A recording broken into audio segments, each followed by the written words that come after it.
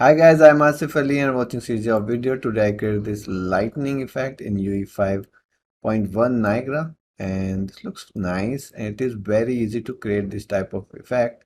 So let's start this from scratch, and if you haven't subscribed my YouTube channel yet, please subscribe it. If you like this video, like, share and comment, and let's start this tutorial.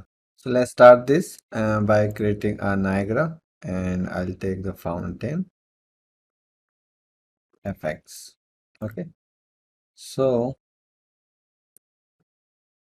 let me save this. So we have this particle system, and let me just make the preview gray, not the black. Or maybe you can use the black. Yeah, black will suit in the lightning. I'll just turn this off. So we have some particles, right? And if I just rename this source, and then I copy this source emitter and paste it here, Control C and V, then this will be lightning. Okay, lightning. Okay, so in this one, what I'll do,